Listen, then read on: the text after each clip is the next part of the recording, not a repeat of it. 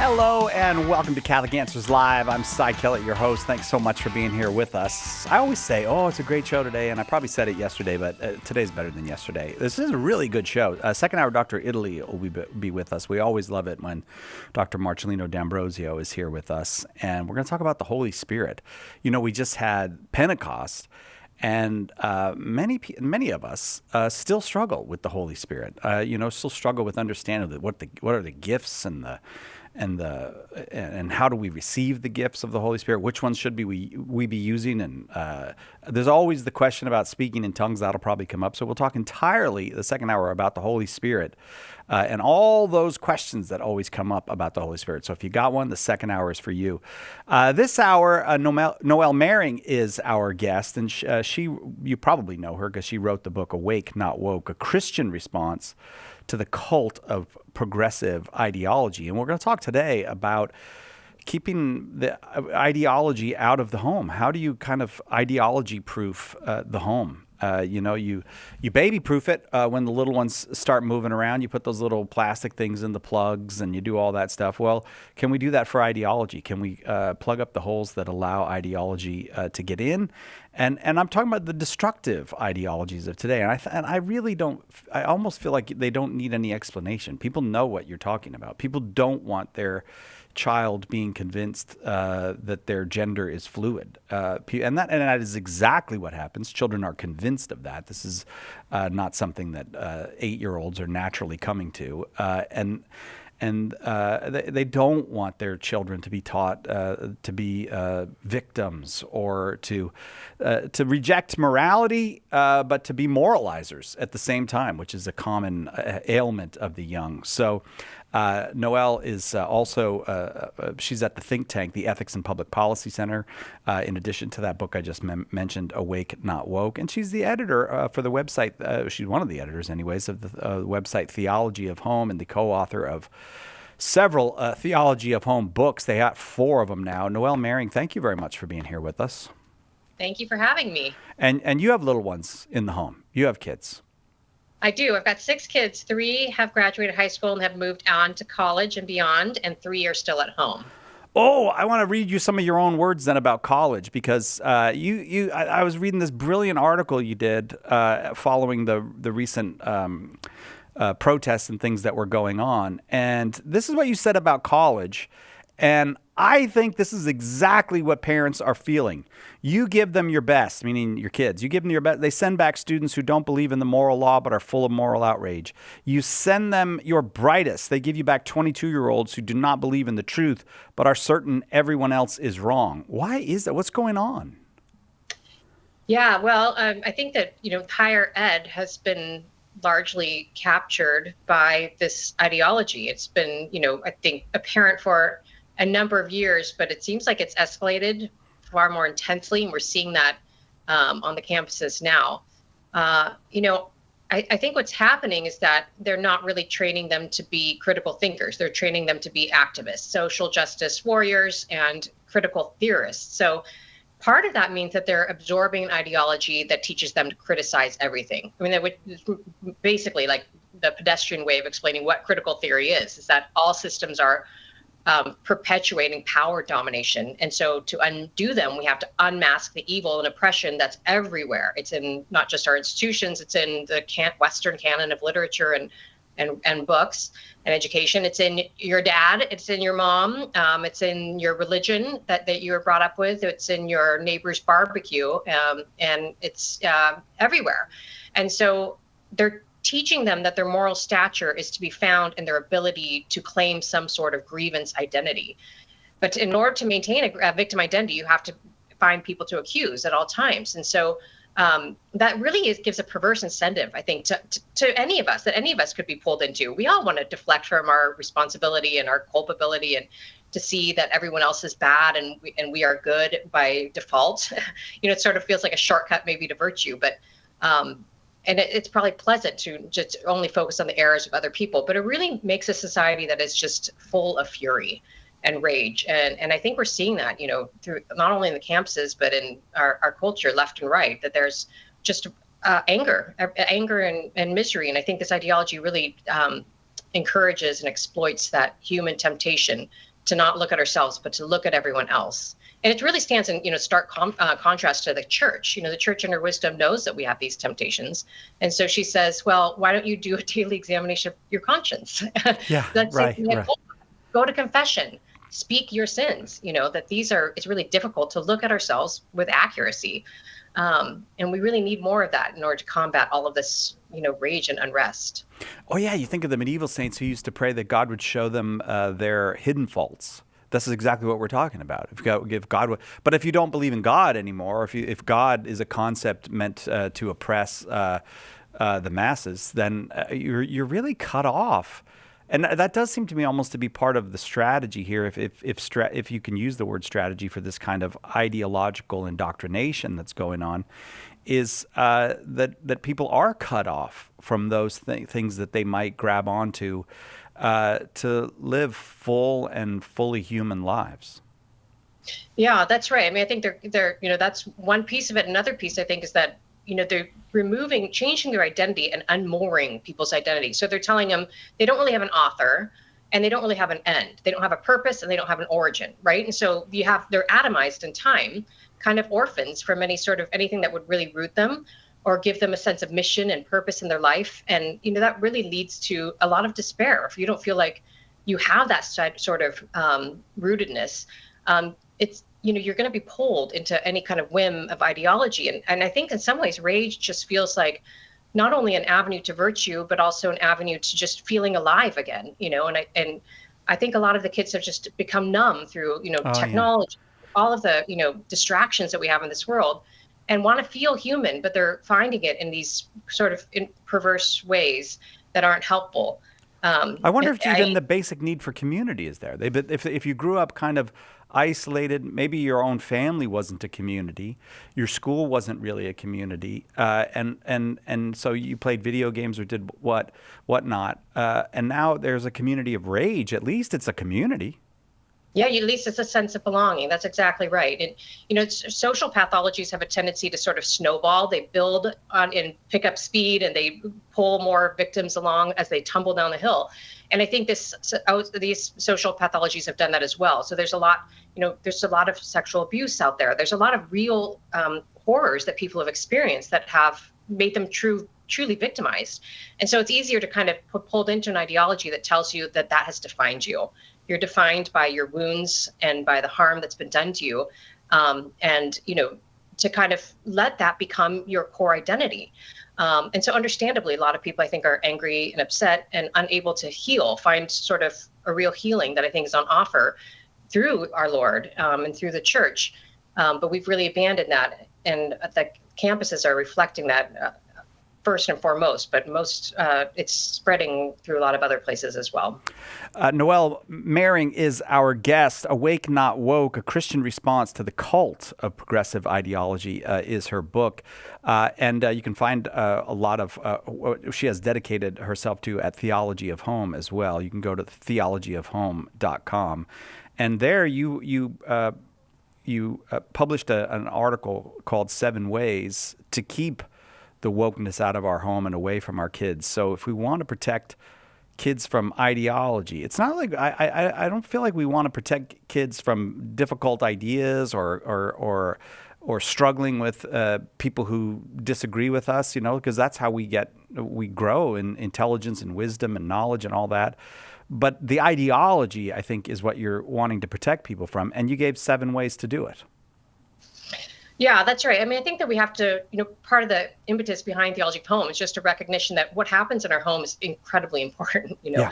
It's so obvious to say, but that really it doesn't stay in the home. It's not like Las Vegas where what happens in the home stays in the home. It actually bleeds out into the street and the world and into our institutions. And so it's incredibly important to be seeing the home and the family life as real antidote to this movement.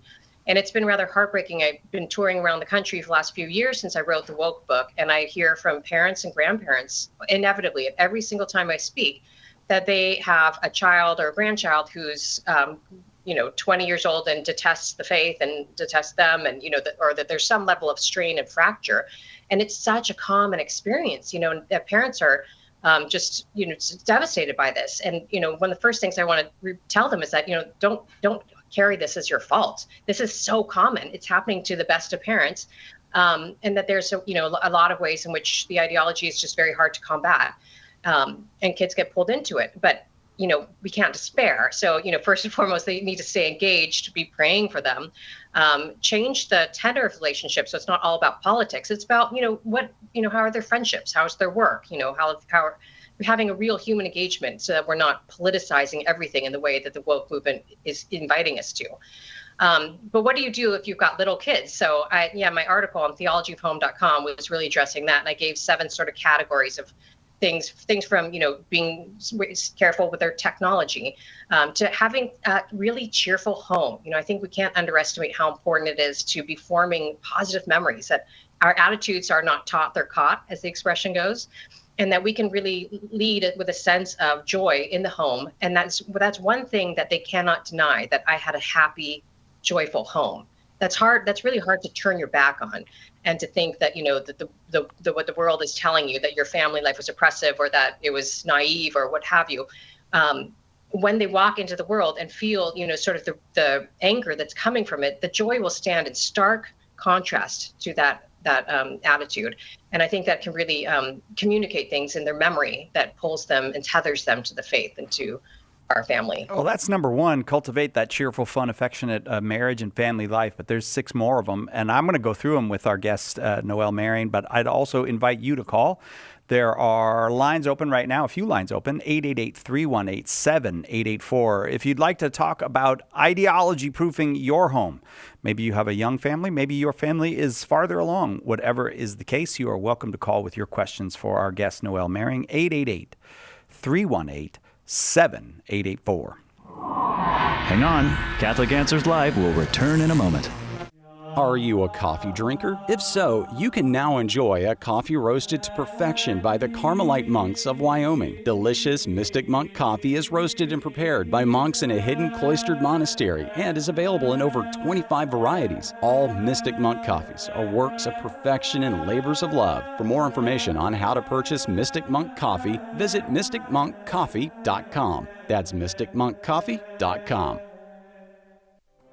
Underwriting for Catholic Answers Live is provided by Real Estate for Life. Real Estate for Life connects home buyers and sellers to real estate agents while supporting pro-life organizations. On the web at realestateforlife.org.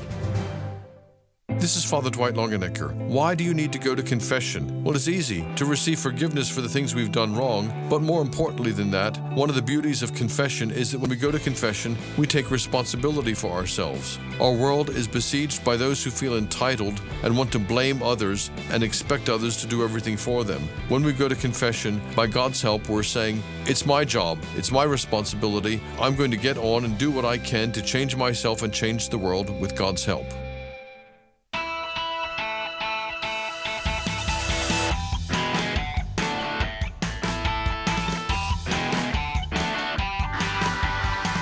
Welcome back to Catholic Answers Live. Noelle Marion is here with us, and this is a problem I do think, and I love talking about it because so many struggle with it. And probably being a fellow at the Washington, D.C. based think tank, the Ethics and Public Policy Center, gives her more time to think about these things than most of us have. And she's happy to help if you have this concern yourself, how to keep the ideology out of the home. So that children have a chance to be children, I suppose, would be one way to say it. If you'd like to get in on that conversation, you're very welcome here, 888-318-7884. Noelle doesn't just talk with people who agree with her either. If you've got a problem with what we've said, or if you want to challenge something, or just have a question about it, you're very welcome as well. 888-318-7884. Just remember the policy, no being mean to the host. You can be as mean as you want to the oh, sorry, Noelle. I apologize for that. All right, so we were going through the 7. I'm going to go to the phones, but let's see if we can get 1 or 2 more. So if you want to ideology-proof the home, so that children have the space to be children and curious and joyful and all those things before the crushing spirit of the world finds its way to try to tempt them to bitterness and all that. What are some other things we can do? Well, I briefly mentioned tech, and I do think that's an important one. Tech is incredibly addictive, and it's harder to pull back once it's introduced. So I would advise parents to wait as long as possible to have your child have social media, smartphones. There used to be a movement called "Wait until 8." I think that's far too young. At ninth grade is not the pillar of good judgment and prudence. Really? So, 14 still need a little help, but so there's plenty of creative dumb phones on the market now that don't have access to the internet, from the pinwheel phone to the Gab phone to I don't know all the names, but they're out there. I will be the first person to say that one of the greatest problems we're experiencing now is people don't have a sense of being embodied. And I think partially this ideology does this. The transgender movement builds off of that disembodiment. The sexual revolution builds off of that. And I think phones are really a way that kids have learned to socialize without being in person.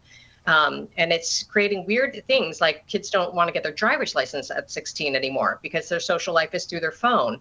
And they need to have those sort of embodied interactions and lives in order to really develop in a deeply human way. So I have to say, that's one of the most shocking things from an old person like me, that these kids don't want to drive. Like when I was a kid, if they had told us you could get your license at 13 or 10, we would have gotten it. We'd done whatever it took because we just wanted to get in that car and go see our friends. I got mine on my 16th birthday on the nose. I got my driver's license. I feel like you're bragging right now, but okay. All right, give us some other tips for keeping the ideology proofing the home. You sort of mentioned this earlier, having discussion, debate, dialogue in the home. So, the truth can withstand any sort of scrutiny. And so I think it's good for families to set a precedent that you can come to me with your struggles, your doubts, your questions, and I fully trust that the truth can withstand them. And so let's talk about them. Let's become philosophers together, amateur ones.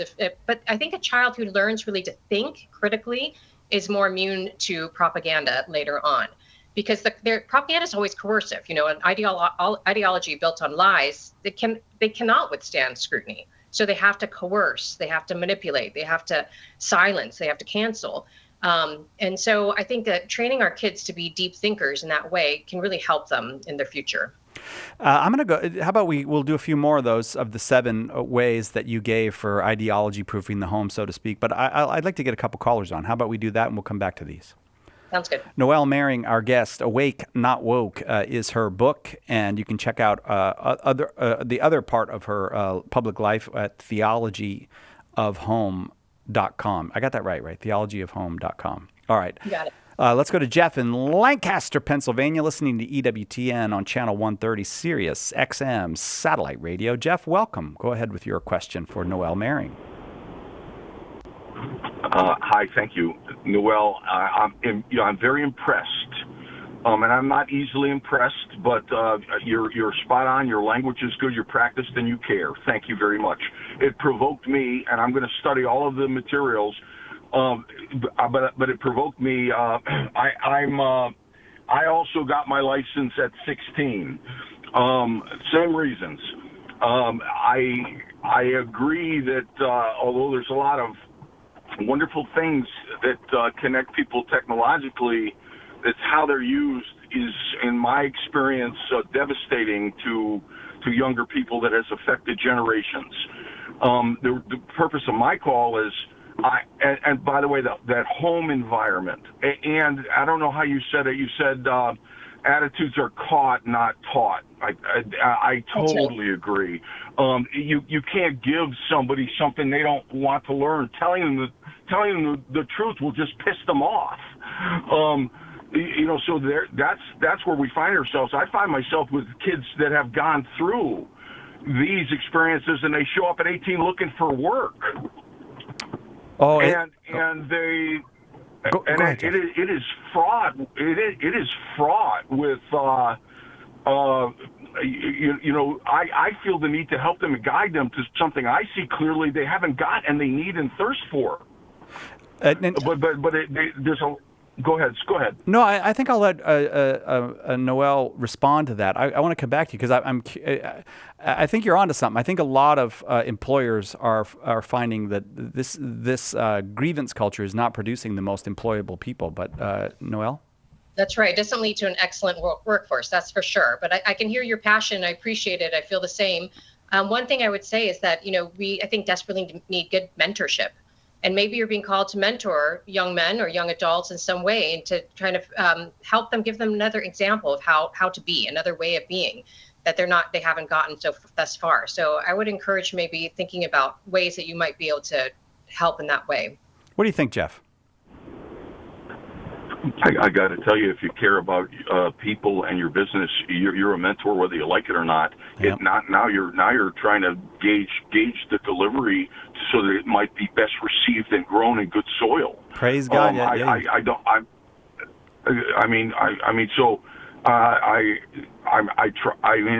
try, but I have to turn it over to God. I can't force anybody to want to know and love the truth with all their heart, soul, strength, and mind. No, that's not. Oh, I'm sorry. He said and. And if they check with their friends and family, they're going to be told to stay away from me. Oh, I wonder if that's always the case. I think a lot of parents might be on your side, Jeff. Noelle? Yeah, I think that's right. I mean, it depends obviously on the person, the circumstance, but yeah, certainly I think that there's a way in which if we feel that, any of our advice or help is falling on deaf ears or even hostile ears, we have to realize when, we need to step away, that I can't really do any good here. And so that's a key part of the prudential discernment too, as you relate to all these kids. It's interesting to hear the two of you talk about it, though, because Jeff doesn't come at this, and I do admire this very much, Jeff, of kids these days. They're such this and that, because they're really the victims of this. They didn't ask for this. They didn't ask to be indoctrinated in this way. No, they certainly did not. And I think that, there's varying levels of culpability among the woke. And it's important for us to realize that just because someone might be of that persuasion, that they might, as you say, be total victims of an ideology that was unsuspecting and they were too young to really counter. And so they need our compassion. They need to be treated with great dignity and helped to heal from this, because it is really, it really coerces people into it. And so, it's one thing to deal with someone who is perpetrating the ideology in a way that is really sinister, such as, drag queens for second graders and, these sorts of movements. But it's another thing for these young adults who have really known nothing else and need some better guidance. Jeff, thank you very much for the call. I'm going to go to Daniel in Lafayette, Louisiana. Daniel, thank you for the call. Go ahead with your question for our guest, Noelle Mering. Well, I might be a little late to get your advice. My daughter's probably 30, 35 now. We were close, She helped me teach catechism, came up through the charismatic ranks, got baptized in the Holy Spirit, speaking in tongues, loved reading scriptures. And now she moved away and she lives in a liberal city or whatnot. Now she thinks I'm this evil person that taught her all kind of wrong things. I'm too dangerous to have my grandkids around, so she keeps them away from me to protect her kids. And just wrote a horrible letter how bad and all the horrible things I did to her, teaching her Catholic faith and stuff. My new wife sent her a card wishing her husband, and the kids Happy Easter. And she called back all mad and said how bad we hurt her. How could we do that to her? I don't know what to do other than to leave her alone, She was upset because you said Happy Easter, you're saying? She was very hurt because we wished them Happy Easter. Gotcha. Yeah, how could we do that, Right. I think you have, first of all, I would not say it's too late, because no one's beyond the point of redemption. And I would be praying and sacrificing for her, which I'm sure you are doing, you and your wife. I don't think that she can probably be persuaded with any sort of argument or messaging or telling her, that she's wrong or reminding her of the truth. At this point, it sounds like she's so far, to use the lingo, triggered by such very innocuous comments. So I would probably disengage on the political level and see if there's any room left to have any goodwill on a human level, and try to stay engaged in that way. Daniel, thank you for the call. I'm very sorry to hear it. I have to say, though, that, Noelle, this is not an uncommon thing. I have to be honest, I think a lot of them are getting it also they're going to therapists who are telling them that other people are toxic. The word toxic is just thrown around constantly now. Yeah, that's right. I wrote an article for the National Catholic Register recently about the therapy. I'd finished Abigail Schreier's new book, which is excellent, Bad Therapy. And it was striking how much, a lot of that was a parenting issue, but therapy itself has gotten quite captured.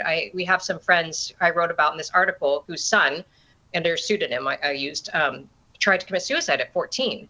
And he went into therapy and it was utterly woke. So their response was they had him do something called a privilege walk to unmask his oppression. Oh, Lord. Yeah. Straight male. At 14, when he was suicidal.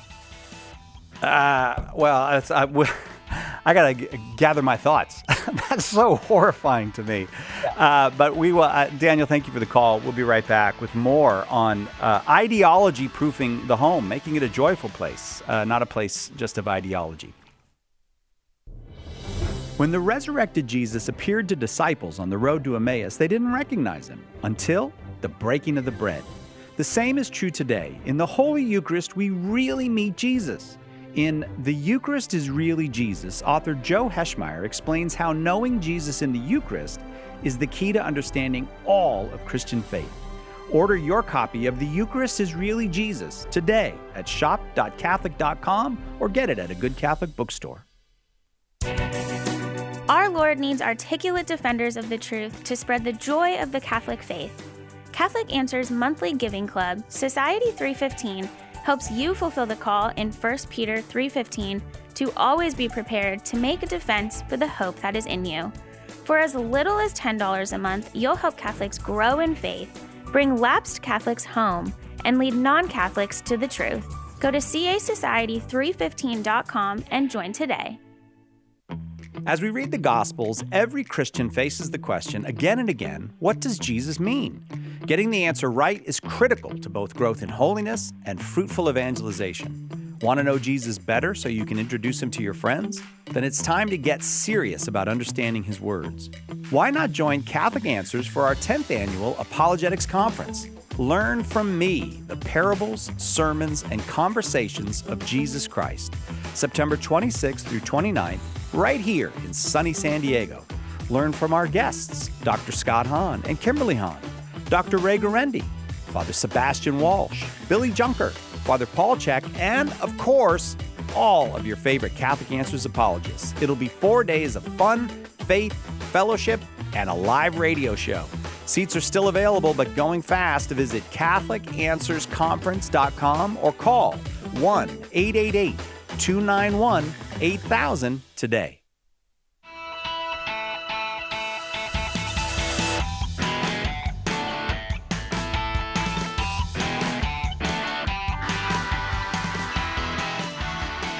Welcome back, Catholic Answers Live. I often feel like the instruction that Jesus gave us about being clever as being as gentle as the gentlest of animals and clever as the most vicious of animals is really needed for this era. We don't want to be in the position of denigrating other people or calling people names or Xing people out of our lives, but we can't seriously today in this day of age think that it's just safe to send a child to whatever school without looking into it. We can't really believe that all those people online that want to get in touch with your child have nothing but the child's best interest at heart. I mean, we would be really being foolish in that case. And this is where Noelle Mering is very helpful in her book, Awake, Not Woke, and in other writing and work that she does in kind of unmasking some of the roots of this. Where did all this come from? But also just unmasking its presence. Sometimes it can just feel confusing. Do you hear that from people? Like, I just feel confused. I don't know what to make of any of this. Yeah, most people I find sense that something is off, but they can't quite put their finger on it. And, partially that's because a lot of the language is either almost impenetrably written, some of the, the theory literature, or it seems really innocuous and you can interpret it in a way that feels perfectly defensible, or you can interpret it in a way that is a little bit more sinister. And so it's most normal people, reasonable people interpret things in a reasonable way. They don't expect that people will be doing things that are more sinister. But as you said, gentle and wise as serpents, because we want first and foremost to be having people who have a mission of love, to love people, to help heal them, to see their dignity. But we also cannot be naive and suckers, when there is so much sinister stuff out to, prowling like a lion, trying to devour our children. So we do really need to balance both. A little bit of prayer of St. Michael right in there. Yeah, 888-318-7884 is the number, 888-318-7884. If you'd like to talk about your own home, your own experience, get some help from Noelle, or maybe just ask a question, make a challenge, you're welcome here, 888-318-7884. We're talking about ideology proofing. That's what Darren and I came up with today. Ideology proofing your home. Let's go to Boris right here in San Diego. Hi, Boris. Hi, how are you? Super good. Whenever you call, things get better, Boris. Thank you. I really appreciate that. And it's good to see you, Noelle. You're actually live on the radio today, basically. That's kind of cool, huh? Yeah, good to hear you. So, hey, the reason for my call is I wanted to let people in the Southern California area know that they can come meet Noelle at a conference that's taking place on June 29 in San Diego at Our Lady of Mount Carmel. That's in the eastern part of San Diego North. And they can get more information on that. And also, by the way, meet Paul Jonah, who is a constitutional attorney, Stacy Trasancos, and Father Anthony Soroki. And what we're doing is putting together a conference that covers the social, the scientific, and spiritual aspects of wokeism. So, and it's called Withstanding Wokeism. And the website for that is wswksm.org. Again, that's wswksm.org. I don't know if you can put that on the screen or not. But that would be helpful. They might be able to get that on the screen, but we can certainly put it in the show notes. wswksm.org. It's Withstanding Wokeism. Noelle, you'll be talking there. What are you going to talk about? I'm going to be covering the social dynamics of the woke movement. So we've got the legal, the scientific, the spiritual, and I'm starting off the day with the social. So I think it'll be a great day. Boris and his team have assembled a good group. I'm really excited to hear the other speakers. That's an extraordinary lineup of speakers. I actually know all four of you, and that's a conference I would go to, Boris. But you know why I'm not going, right, Boris? Do you know? Yeah, I know. We're so sad about that, but you'll be cruising, right? I mean, I can't get out of a cruise ship to come. I mean, I probably could, but I really like going on the cruise. So next time, Boris. Next time. We understand that. Well, I'm glad you called to tell us about it and remind us that Noelle will be out here in San Diego on the 29th. Just go to wswksm.org to find out more about the big conference that they're having at Our Lady of Mount Carmel Parish.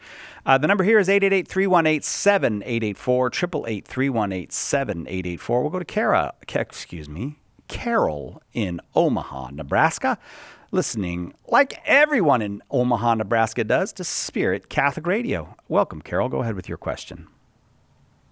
Well, thank you. I've really enjoyed the show, and I just wanted to make a point and get your feedback. On Spirit Catholic Radio, several months ago, I heard an exorcist speak, a Catholic priest, who said one of the ways the devil attacks is by having people focus on their victimhood rather than the healing power of Jesus and the light. And it really struck a chord with me because our youngest daughter, who was raised Catholic, very devotional home, K through 12, had a very bad counselor in college, and this was exactly what the counselor was doing. my daughter got involved in the occult. And luckily, her future mother-in-law and myself were strong enough in our faith that we prayed and fasted over an entire year very, very hard. I've never fasted so hard in my life. And we broke those bonds, and she's finally, after several years, healed and whole again, as far as we know. I mean, involvement in the occult always carries baggage, but it was really... But you say, Carol, she was taught this victimhood mentality in counseling. In counseling, an online counselor, yes. I want to get Noelle in here on that point. Noelle Mering, what do you say? Yeah, I mean, it goes back to the last segment. I really do think that counseling has been so captured by ideology that we have to be very careful. But of course, good with people, when your kid needs help, you want to get them help. So you did, that's the right thing to do. I do think that there's a connection, as you say, with the demonic. I don't think it's an accident that partially one of the identities that the woke movement seeks you to assume is one of the accuser, which is connected to being a perpetual victim. So, the accuser is the character of the devil.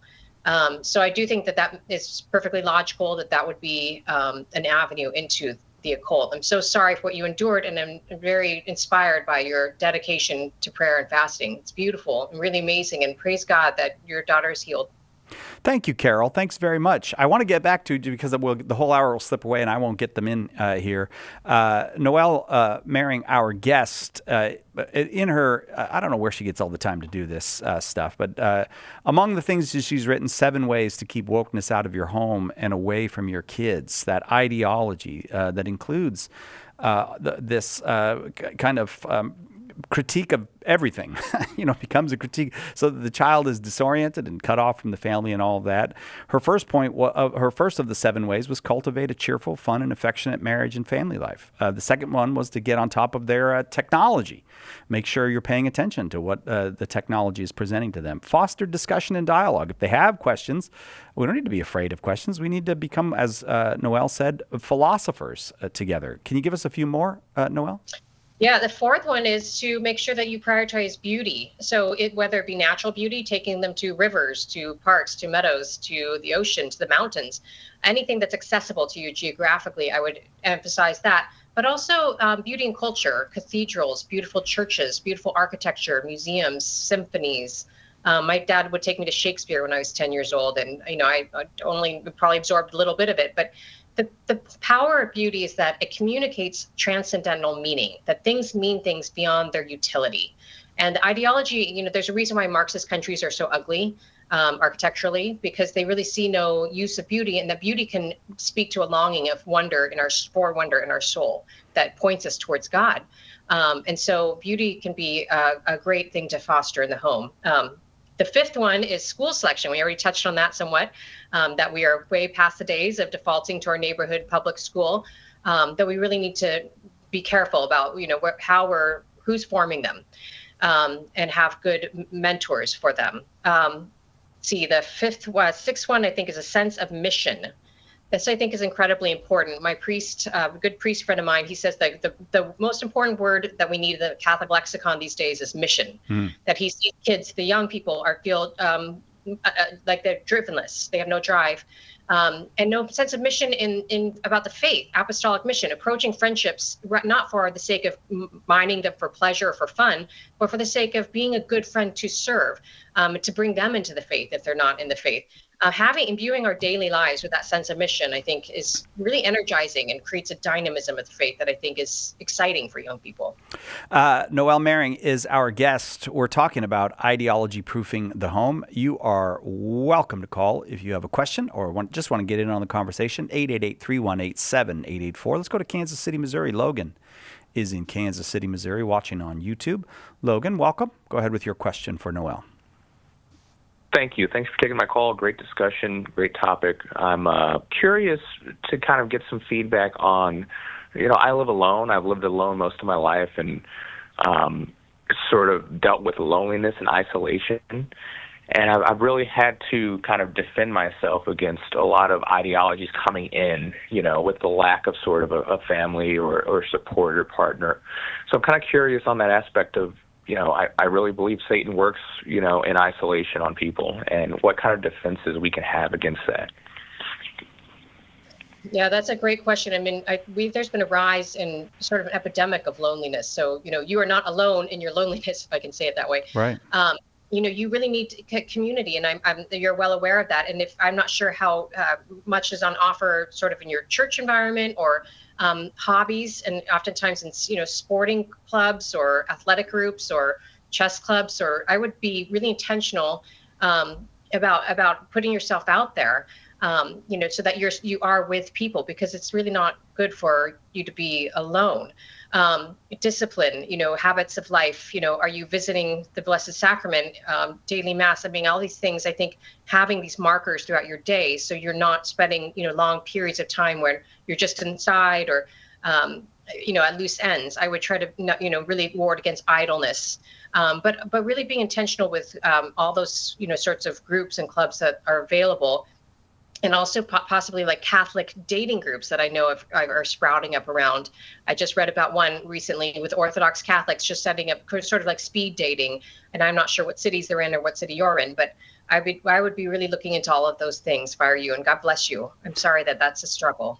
Logan, thank you very much. I'd like to send you a book. I've been giving this book out to everybody. I just love this book that we have from Father Sebastian Walsh, Secrets from Heaven, the parables and conversations of Jesus. I'd be happy to send it to you if you'd like, but I got to go to a quick break. So if you want it, just hang on the line. Edgar will get it to you.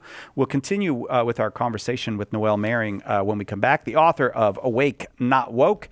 And if you'd like some help in kind of ideology proofing your home, whether your family is a young family just starting out, or whether you are farther along in that, maybe you just would like to talk about these ideas with Noelle, whether you agree with them or disagree with them, you're always welcome here. 888-318-7884. Hang on, we'll be right back with more Catholic Answers Live. The Catechism defines evangelization as the proclamation of Christ and His gospel by word and the testimony of life. But what does that look like in real life? It looks like St. Paul street evangelists out in the public square sharing the good news. We're a Catholic nonprofit that starts conversations by handing out free sacramentals. Then we employ our method of listen, befriend, proclaim, and invite. Catholic Answers is supported in part by St. Paul Street Evangelization. Visit streetevangelization.com to learn more. At EWTN Radio, your family.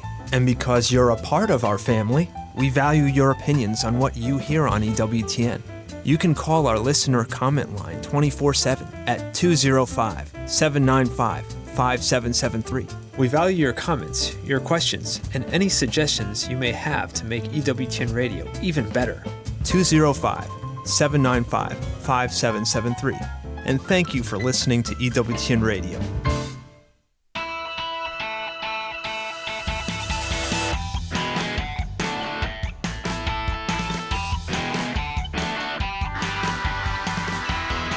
Welcome back to Catholic Answers Live. I really am sorry that I can't go June 29th because we'll be out of town. The Catholic Answers, a lot of us will be out of town for the Catholic Answers cruise, which I said I'm not going to talk about anymore on the show. And I'm not giving out the website, where the CatholicAnswersCruise.com, and inviting you to go to CatholicAnswersCruise.com and sign up if you want to come, starting in Montreal, ending in Boston. I said I'm not talking about that anymore. So I just wanted to mention that I will be out of town June 29th. But Noelle Mering will be here. Paul Jonah, fantastic man and attorney. Dr. Stacy Trasankos, who you know from her many appearances on this show, and the wonderful Father Anthony Soroki. And they're going to talk about withstanding wokeism. If you want to know more about it, you could probably just type in your machine like San Diego withstanding wokeism and you'll find it. But if you want the specific address, I think that they decided to make it the most difficult address to remember possible. I don't know why they did that, but it's a memory test for you. WSWKSM.org. No, I didn't even do it right now. I'm reading it. WSWKSM.org. You couldn't just make it like catsanddogs.org or something easy for me to remember? Come on, people. I'm getting old. You can't do this to me. 888-318-7884 is the number. 888-318-7884. we started off by talking about what colleges have become. I have some folks who send me from various school districts here in California. They will send me training manuals and things. And these are public schools, like elementary schools and high schools. And they actually, as Catholics, have a kind of, they often face a crisis, a moral crisis of, can I be involved in this? Anyway, it's that bad that, can I be involved in this? You mentioned public schools. What are some ideas on protecting children as far as schooling goes to keep the ideology out? Yeah, no, I leave the public schools. I mean, it's rare that there's one that isn't so infected. I mean, there's a lot of very good teachers, though, in the public school system. So right. It's tricky. You can find places where you can trust the formation. One of the hardships is that there's a program called social emotional learning that's really taken off in the public schools, SEL for short. It was started, really started in the 90s, but it's become almost ubiquitous now. But they have in this social emotional learning program, they really teach kids to focus with a laser-like intensity on their feelings in a way that's, I think, a little disordered. But they introduce the ideology with things like one program has encourages kids to keep problem diaries where they're supposed to log their trigger situations. And the prompts are, did someone make you feel left out today? Were your parents not there for you in an important moment today? Has someone treated you unfairly?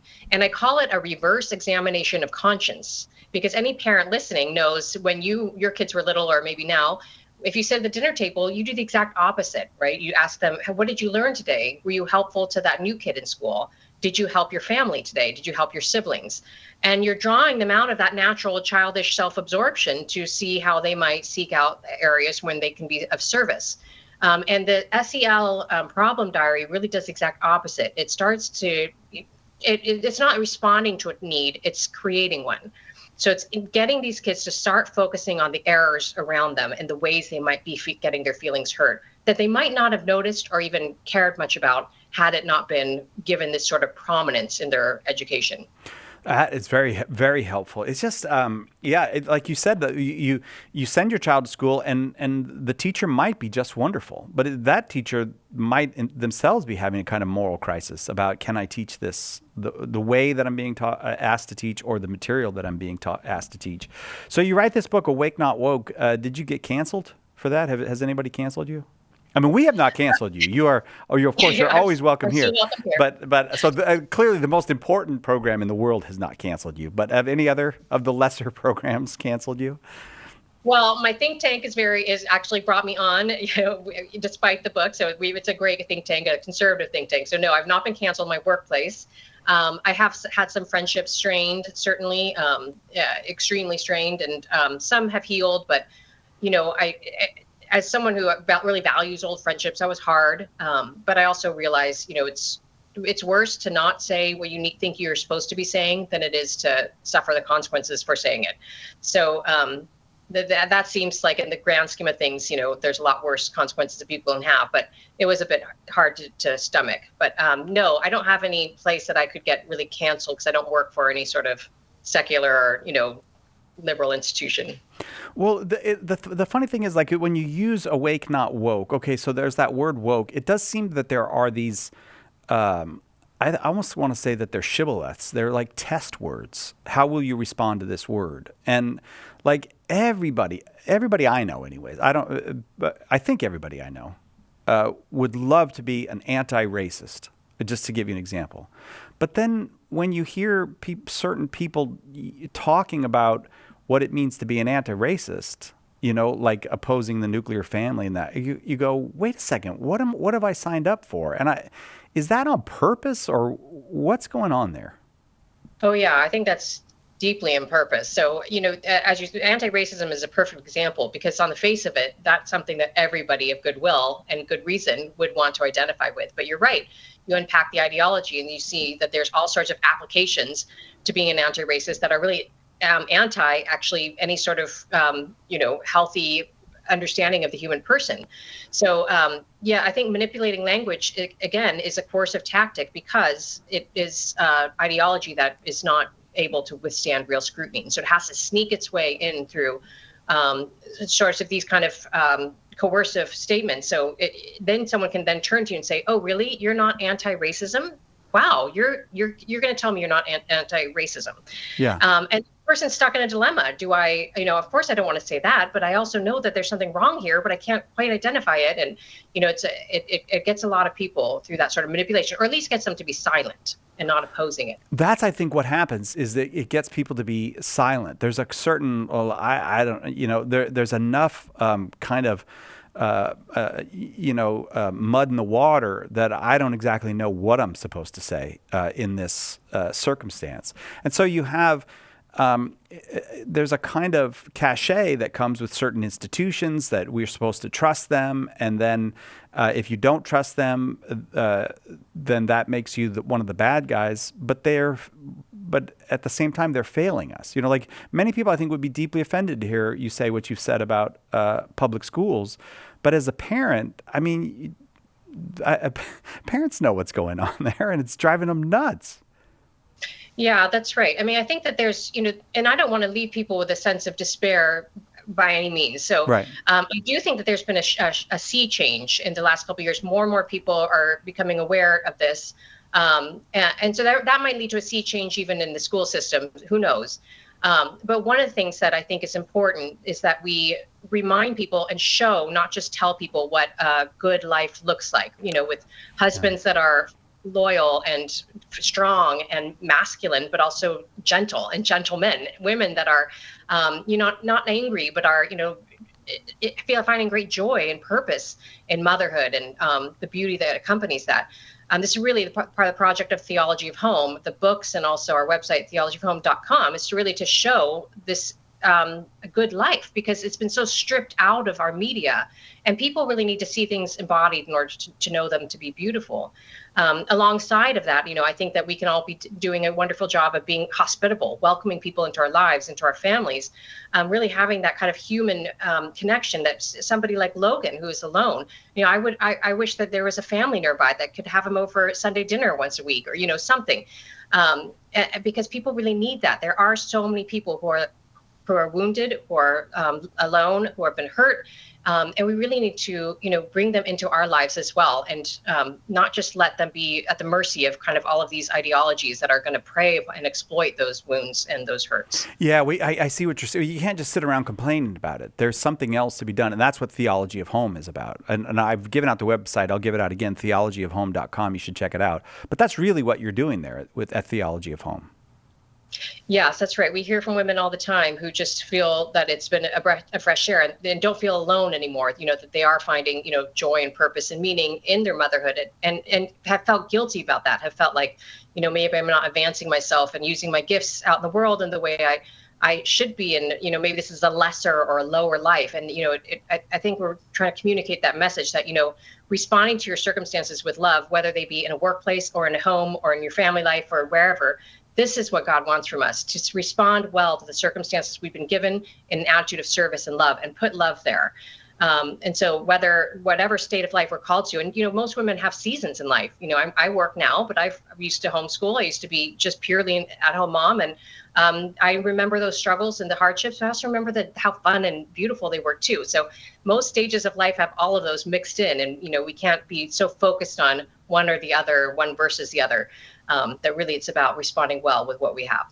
That's something I just don't think that young women are being told. And maybe young men need to hear it as well. But this idea of the seasons of life. I mean, how I know really extraordinary career women who just started later. That's all. They started later. And I have not met any who regret it. Yeah. Yeah, that's right. And, I do, in the corollary, so we do hear more and more from women who really postponed marriage and family, and then later wound up regretting that. So those years go by more quickly than we think. And so I think that,